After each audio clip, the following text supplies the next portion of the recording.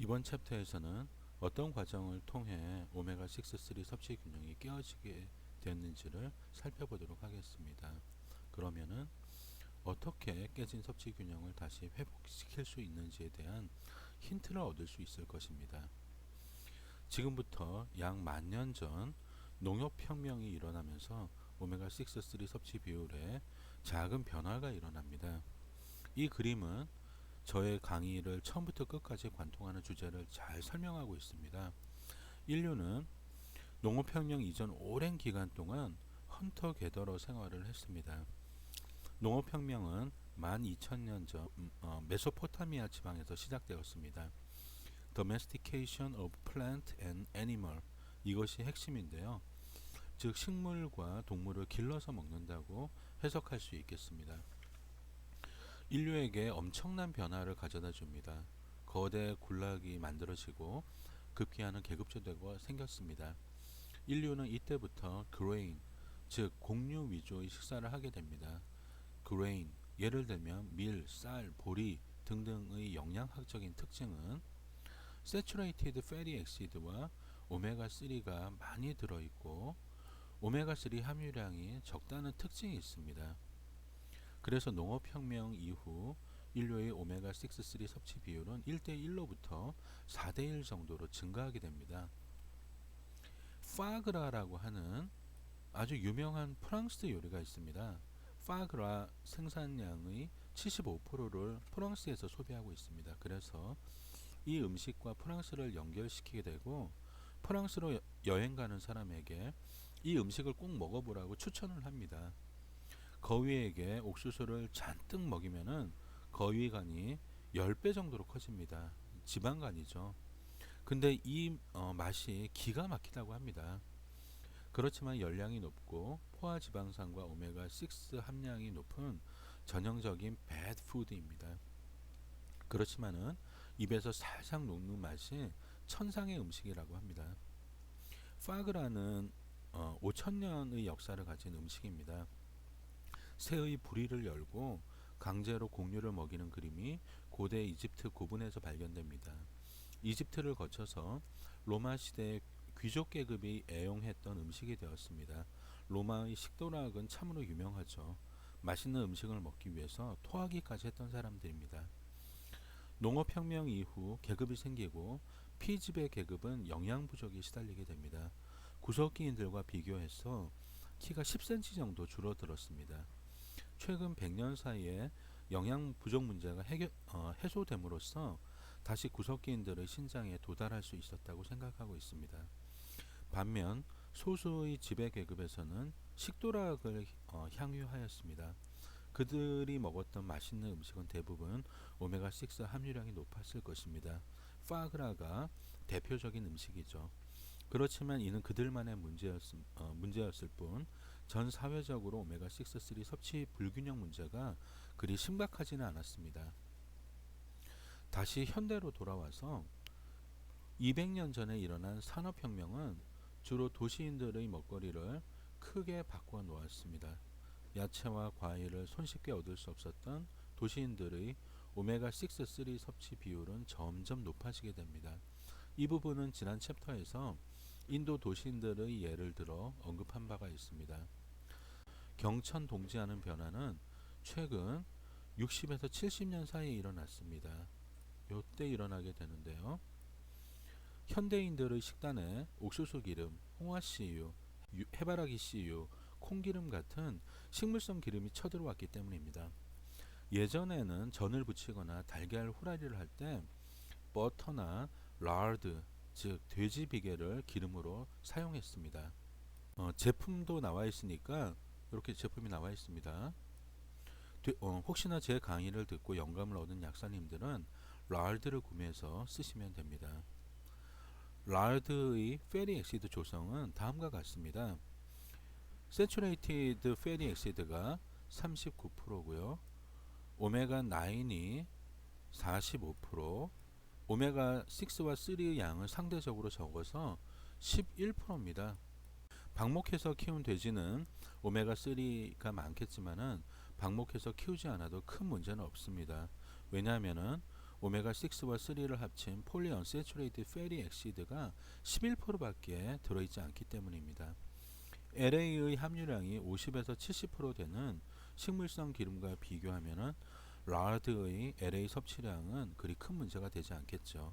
라르드는 버터처럼 상온에서는 고체지만은 열을 가하면 식용유처럼 쓸 수가 있습니다. 아니면 비싸지만은 버터를 써도 됩니다. 그럼 본격적으로 식물성 기름이 부엌에 쳐들어와서 부엌을 점령해버린 스토리를 자세히 공부해 보도록 하겠습니다. 요 그림은 끝없이 펼쳐진 미국의 옥수수 밭입니다.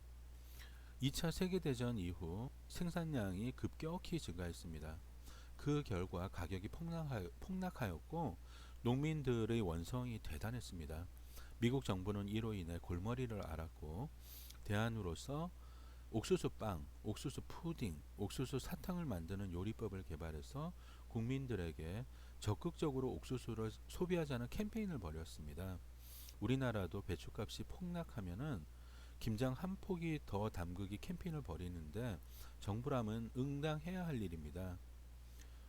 요게 미국 정부에서 만들어낸 포스터입니다. 여기 보면 옥수수 기름이 있는데요. 이때부터 옥수수 기름이 튀김용 기름으로 본격적으로 쓰이기 시작했습니다. 콩도 마찬가지였습니다. 콩도 생산량이 증가해서 가격이 폭락하자 정부에서는 콩을 가지고 케이크, 사탕, 푸딩을 만들어 먹을 것과 튀김 기름으로 사용할 것을 권장했습니다. 두 가지 먹거리가 보이는데요. 하나는 켈로그에서 콘프레이크라고 하는 시리얼을 이 당시에 처음 출시했습니다. 옥수수 가루로 만든 팬케이크에 옥수수 시럽을 마구 뿌려 먹기 시작했습니다. 저도 미국 유학 중에 일요일 아침은 동네 팬케이크 가게에 가서 그렇게 먹었습니다. 20년 전만 해도 멋있게 보이는 하나의 문화였습니다. 옥수수 기름입니다. 2014년에 찍은 사진인데 아직도 마졸라 옥수수 식용유는 스스로 하트 헬시하다고 우기고 있습니다. 왜 식물성 기름이 안 좋은지 살펴보도록 하겠습니다. 핵심은 식물성 기름이 오메가6 덩어리이기 때문인데요. 아마씨유가 보입니다. 아마씨유는 오메가3, 즉 알라가 많이 들어있는 특별한 식물성 기름입니다. 현재 오메가3 보충제로도 나와 있습니다. 일반적으로 식물성 기름에는 알라가 거의 없습니다. 소이빈 오일, 즉 콩기름에 알라가 조금 있는 게 보일 겁니다. 여기 좀 보이죠? LA 알라 비율은 약 8대1 정도가 됩니다. 시골 기름집에서 콩기름을 짜면 이렇게 나옵니다. 그렇지만은 대부분 제품으로 나와 있는 콩기름은 제조 과정에서 partial hydrogenation, 즉 부분적인 수소화로 번역할 수 있겠는데요. 이것을 합니다.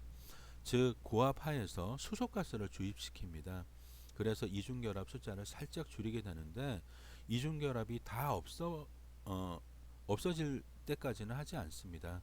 고체가 되면 안 되기 때문에 살짝 하는 것이죠. 이렇게 하는 이유는 이중결합 숫자를 줄여서 유통기한을 늘리기 위해서입니다. 콩기름에 가뜩이나 적게 들어있는 알라는 이중결합 숫자가 3개로 이중결합 숫자가 2개인 LA보다 하이드로저네이션이 될 확률이 높습니다. 그래서 실제로 partial hydrogenation 과정을 거친 콩기름의 LA 알라 비율은 10대1이 넘어갑니다. 부분적인 하이드로제네이션의 가장 큰 문제점은 트랜스 패티 액시드가 만들어진다는 것입니다. 자연계에 존재하는 패티 액시드는 거의 100% 시스 형태로 존재합니다. 수소가 위치를 가리지 않고 이중결합에 들어감으로써 시스 형태와 트랜스 형태가 만들어집니다. 콩기름을 마트에서 사 먹는다는 것은 트랜스팻이라는 그 전에는 없었던 놈을 먹기 시작했다는 의미가 있습니다. 트랜스팻은 그동안 암, 당뇨, 면역력 약화, 불림, 동맥경화 등의 주범으로 의심받아 왔습니다. 의심 정도가 아니라 이제는 이론의 여지가 없습니다. 실험 동물에게 트랜스팻을 먹이면 5만 가지 질병이 다 나옵니다. 그래서 2006년 FDA는 트랜스팻 함량 표기를 의무화시켰습니다. 또한 2015년 작년 6월 3년간의 유예 기간을 주고 partial hydrogenation과 식품 첨가물로 트랜스팻을 쓰는 것을 금지시키겠다는 발표를 합니다. 우리나라도 틀림없이 FDA 결정을 따라갈 것입니다. 만약 식약처에서 쭈삣쭈삣 한다면은 약사님들이 앞장서서 금지시켜달라는 청원을 해야 합니다. 아마 아이스크림 업계에서 트랜스팻 대체할 놈을 찾느라고 분주하다는 기사를 본 적이 있을 것입니다. FDA 결정에 대한 미국 심장학회의 논평을 보면은 대략의 분위기를 짐작할 수 있을 것입니다. Truly a historic victory for the nation's health. 해석하면은 진정으로 국민의 건강을 위한 위대한 승리였다고 해석할 수 있겠습니다. 이 그림은 NIH에서 낸 한 논문에서 따온 것입니다. 현재 미국의 1인당 연간 소이빈 오일 섭취량은 13kg입니다. 즉 매일 30에서 40g의 콩기름을 섭취하고 있다는 뜻이고요. 엄청난 양입니다. 콩기름만으로 하루에 15,000에서 2만 mg의 LA를 섭취하고 있고요. 이는 하루 칼로리 섭취량의 10% 정도에 해당합니다. 2010년까지는 식물성 기름이 존재했을 수는 있으나 거의 사용되지 않았습니다. 콩기름은 2차 세계대전 이후 면실류, 옥수수 기름, 땅콩기름, 홍화씨유, 해바라기씨유 같은 오메가6 계열의 여러 식용유와 경쟁하다가 현재는 시장을 완전히 접수해버렸습니다. 분명 콩기름만의 매력이 있을 것입니다. 물론 가축사료로도 콩과 옥수수가 대규모로 투입되었습니다. 소위 말하는 콩의 반란, 옥수수의 반란이 시작된 것입니다. 축사는 현재 산업화되었습니다. 닭, 돼지, 소 모두 콩, 옥수수로 만든 사료를 먹고 있습니다. 어떻게 사료를 만드냐면은 콩가루와 옥수수 가루를 콩기름이나 옥수수 기름에 버무려서 만듭니다. 콩과 옥수수는 오메가6가 많은 대표적인 먹거리입니다. 이런 사료들을 쓰고 있으니 가축과 그 가축을 먹는 인간에게 여러 가지 건강상의 문제점이 나타나고 있는 것입니다. 처음에는 미국 정부의 소비 권장으로 시작했습니다. 그런데 여기에 불을 붙인 사건이 있었습니다. 바로 요 사건입니다. 그림에 보면은 미국 심장학회가 1961년에 식물성 기름 섭취를 권장했고 이때부터 섭취량이 폭증한 것을 보실 수 있을 것입니다. 미국 심장학회에서는 포화지방산보다 불포화지방산이 건강에 더 좋다고 하면서 버터 대신 식물성 기름 사용을 권장하기 시작했습니다. 당시 미국 심장학회에서는 기존의 데이터로부터 최선의 결론을 도출했을 것입니다. 학회는 어떤 부분에서 실수를 한 것일까요? 그 당시만 해도 오메가3와 오메가6의 차이를 몰랐습니다. 둘 다 심혈관계 질환을 낮춰주는 줄 알았습니다. 오메가6와 오메가3는 태생적으로 다르다는 사실을 몰랐던 거죠. 그래서 오메가6를 과도하게 섭취하는 현대인에게 식물성 기름이 많이 들어있는 LA는 독이라는 것을 비싼 소음료를 내고 배우게 됩니다. 이 리커멘데이션, 즉 추천이 일반 사람에게는 도그마로 받아들여졌습니다. 최소한 미국 심장학회의 리커멘데이션을 가볍게 여길 사람은 없었습니다. 여기에 자본이 개입해서 문제의 심각성을 증폭시킵니다. 한 식품회사에서 1967년에 낸 광고입니다. 하단에 보면은 Vitamin A is the plus in carrots, polyunsaturates are the plus in 마졸라. 당근에는 비타민 A가 많고 우리 회사에서 나온 옥수수로 만든 마가린과 기름에는 미국 심장학회에서 먹으라고 하는 polyunsaturated fatty acid가 많습니다. 이렇게 번역할 수가 있겠습니다. 이 부분에서 하나 짚고 넘어가겠습니다. 옥수수 기름은 알겠는데 옥수수로 만든 마가린은 뭘까요? 저도 어렸을 때부터 식빵에 이 마가린을 발라서 자주 먹었던 기억이 있습니다. 보시면은 여기 옥수수로 만든 마가린이 보이시죠? 트랜스 지방 덩어리라고 보면 됩니다. 이런 먹거리를 먹으면 될까요? 안 될까요? 이런 놈들을 한동안 많이들 먹었습니다. 지금도 마트에 있는지 모르겠네요. 프록터 앤 갬블이라고 하는 거대 식품회사에서는 퓨리탄이라는 상품명을 단 해바라기 씨유 제품을 출시하고 광고를 어떻게 했냐면은 이걸로 닭을 튀겨서 먹으면 맛이 좋고 더욱이 콜레스테롤 수치까지 낮춰주니까 우리 몸을 건강하게 해준다. 이런 광고 컨셉을 동원했습니다. 광고 하단에는 임상 데이터가 당당하게 박혀 있습니다. 광고 카피가 뭐냐면은 To help fight cholesterol입니다. 지금의 눈으로 보면 웃을 수밖에 없지만은 그 당시 분위기는 그랬습니다. 아까 전에 그림에서 보았듯이 옥수수 기름이 스스로를 heart healthy하다고 지금까지 우기고 있는데 이해가 되실 것입니다. 정부에서는 콩과 옥수수 소비를 권장하지 건강에 좋다는 컨셉을 잡은 식물성 기름 광고가 TV나 신문에 나오지.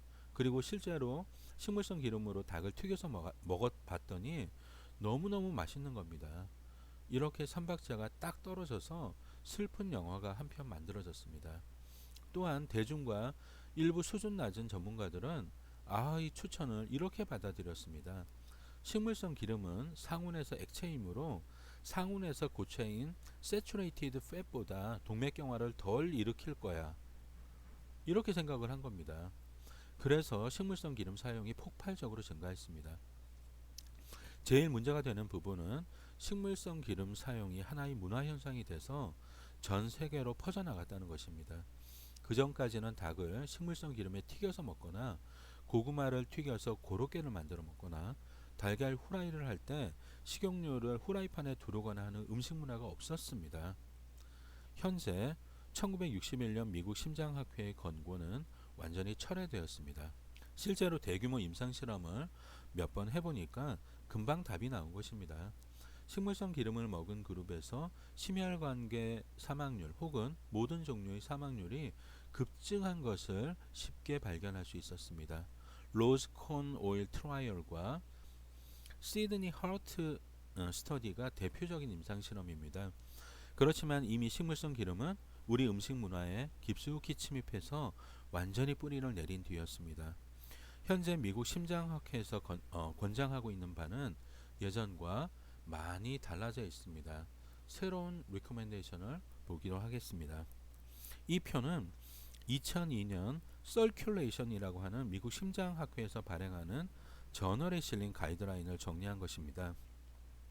10년이 지난 지금도 이 스탠스를 그대로 유지하고 있습니다. 제너럴 파퓰레이션에 대한 권고를 보면은 요 사람들인데요. 일주일에 2번 지방이 많은 생선을 먹으라고 권고하고 있습니다. 학회의 권고를 따르면은 매일 500mg의 EPA DHA를 섭취하는 셈이 됩니다.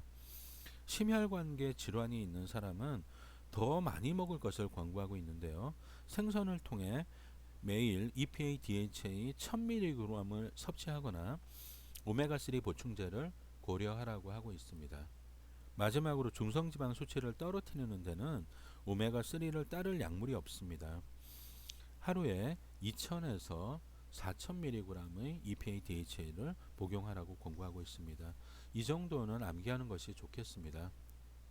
현재 세계보건기구를 위시한 여러 단체와 정부기관에서 롱체인 오메가3 섭취를 권장하고 있습니다. 한번 정리해 보도록 하겠습니다. 이 표는 몇 개만 정리한 것입니다. 모든 단체나 정부기관에서 섭취한 것까지 커버하려면 10페이지는 좋게 필요할 것입니다. 알라 섭취를 권장하는 곳은 거의 없고 대부분 EPA, DHA 섭취를 권장하고 있습니다. 특징적인 것만 살펴보도록 하겠습니다. 제너럴 파퓰레이션에 대한 권장량을 보면은 세계보건기구는 300에서 500mg, EU의 정부기관인 EFSA에서는 250mg을, 그리고 프랑스 국가기관에서는 DHA, EPA를 각각 250mg씩, 그리고 일본 정부기관에서는 좀 더 많이 먹으라고 권장하고 있습니다. 하루에 1000mg 이상.